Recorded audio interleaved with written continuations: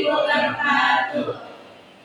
Halo semuanya, di sini kami dari kelompok 3, yaitu di sini kami ingin membuat video wawancara yang bertemakan scam atau penipuan. Sebelum masuk pada sesi wawancara lebih lanjutnya, izinkan kami memperkenalkan diri terlebih dahulu. Nama saya Togi Farid Nurul-Jahid. Nama saya Ahmad Akbar. Nama saya Raffi Nurito. Nama saya Jali Munaya. Nama saya Uma Safira. Nama saya Lisa Kalian Putri Gaza.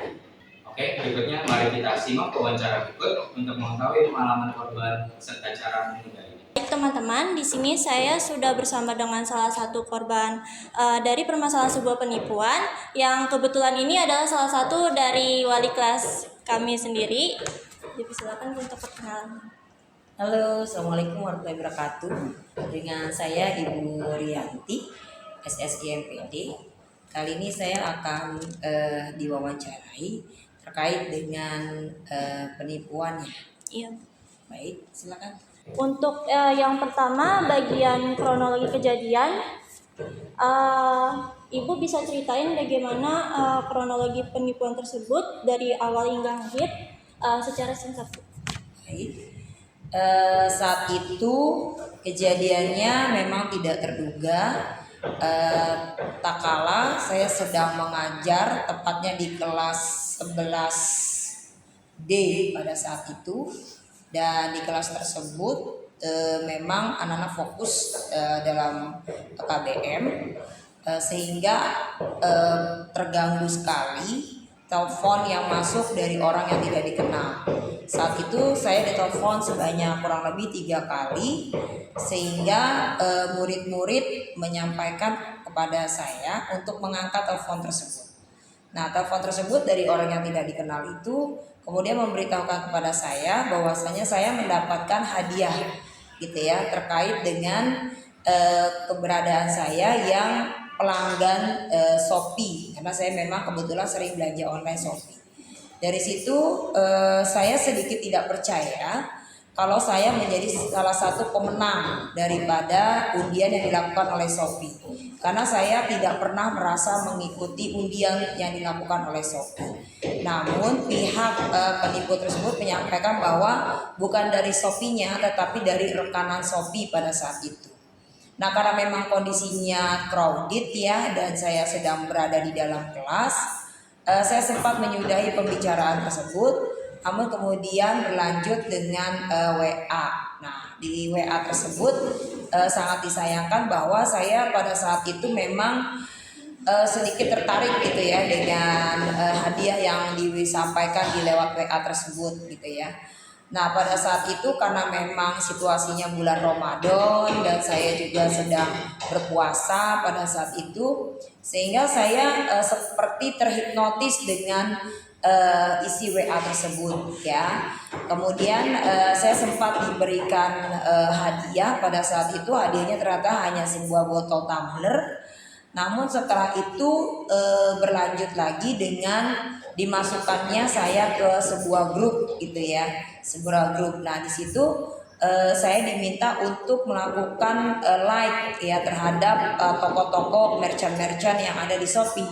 Saya tidak merasa curiga pada saat itu karena memang saya termasuk orang yang suka belanja di Shopee pada saat itu, dan saya mengikuti saja arahan dari penipu tersebut gitu, seperti terhipnotis. Nah, pada saat itu saya lakukan itu dan ada reward dari like yang saya lakukan di toko-toko yang ada di Shopee.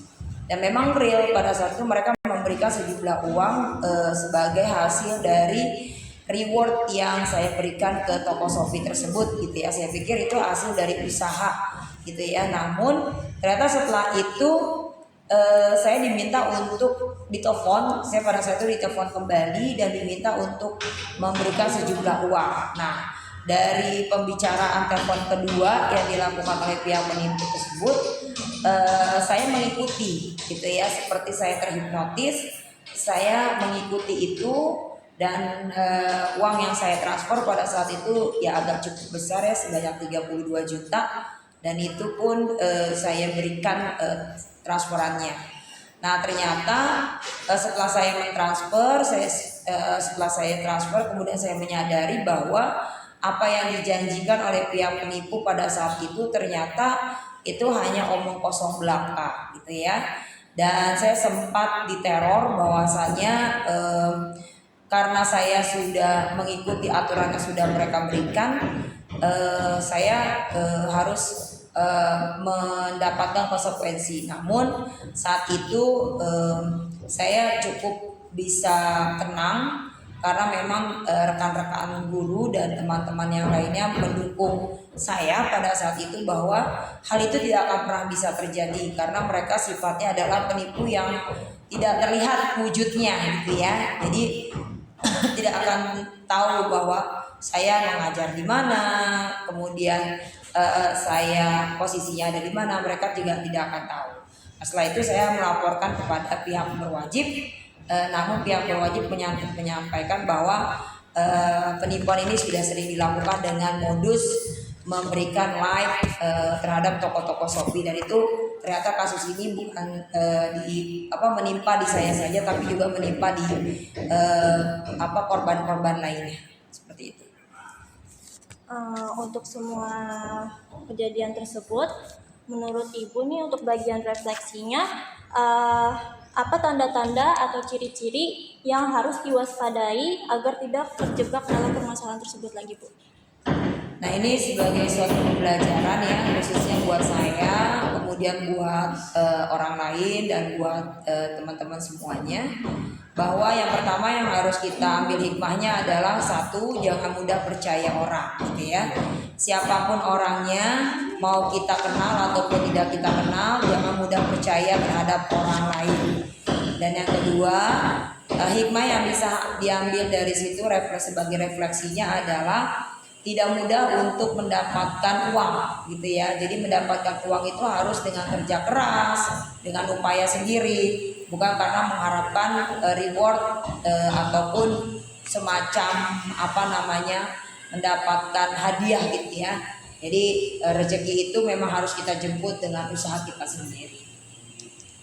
Terima kasih Bu untuk penyampaiannya. Selanjutnya akan dilanjutkan dengan rekan saya yaitu Raka. Apa pesan atau saran yang ingin Ibu sampaikan kepada masyarakat agar tidak mengalami hal yang serupa? Ya, tetaplah waspada bahwa kejahatan itu mengintai di mana saja dalam bentuk apapun. Baik, terima kasih Ibu sudah mau diwawancari oleh kita. Jadi di sini aku sedang bersama salah satu masyarakat yang dimana dia mempunyai pengalaman terhadap masalah penipuan. Nah, Ibu boleh perkenalkan namanya dulu? Nama saya Buati. Buati. Ya.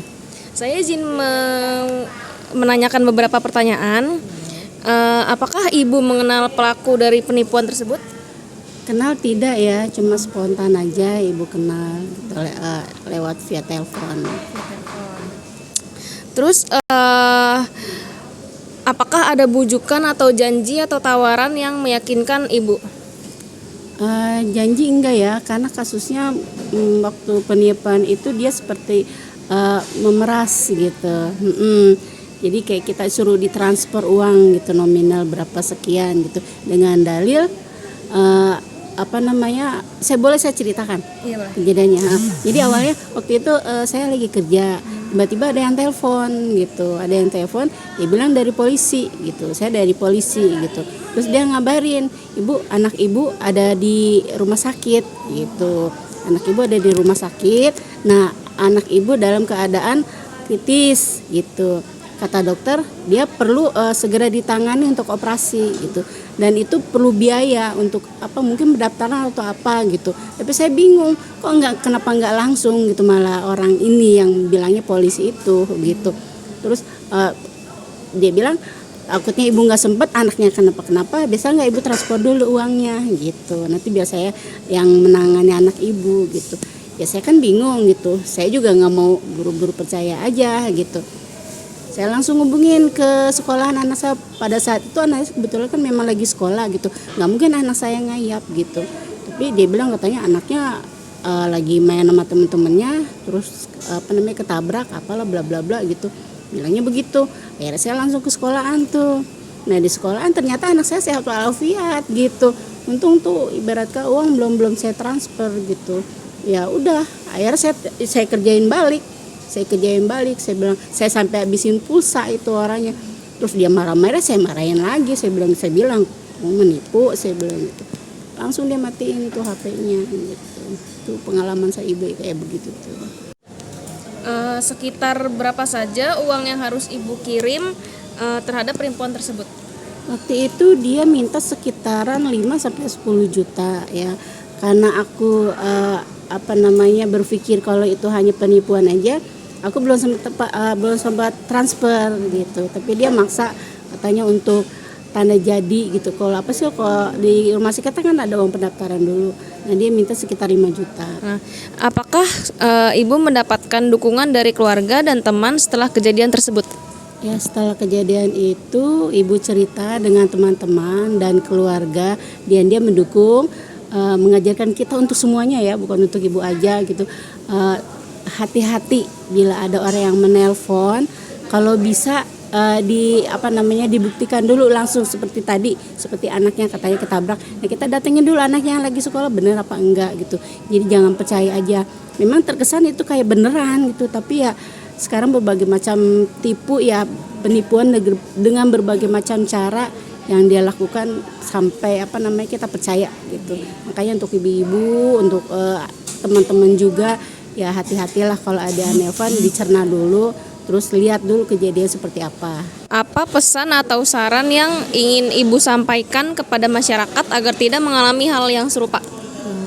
Pesan saya untuk masyarakat, bila mana nanti ada orang yang nelpon seperti saya dengan kasus sama atau mungkin kasus yang berbeda tapi niatnya untuk menipu, jadi tolong hati-hati ya, dicerna dulu, diteliti dulu, lihat dulu kenyataannya seperti apa gitu. Jangan main dengar langsung percaya, langsung transfer. Nah, itu yang parah gitu. Jadi untuk yang ibu-ibu yang lainnya atau semua masyarakat ya tolonglah hati-hati. Zaman sekarang kan jangan terlalu percaya dengan nelpon tapi kita nggak kenal orangnya. Baik, terima kasih Ibu telah menceritakan pengalaman terhadap masalah penipuan tersebut. Semoga dengan pengalaman ini bisa jadi pelajaran untuk masyarakat dan kita semua. Mungkin itu saja yang isi wawancara dari kelompok kami, yaitu kelompok 3, tentang permasalahan scam atau penipuan. Kurang lebihnya kami mohon maaf. Wassalamualaikum warahmatullahi wabarakatuh.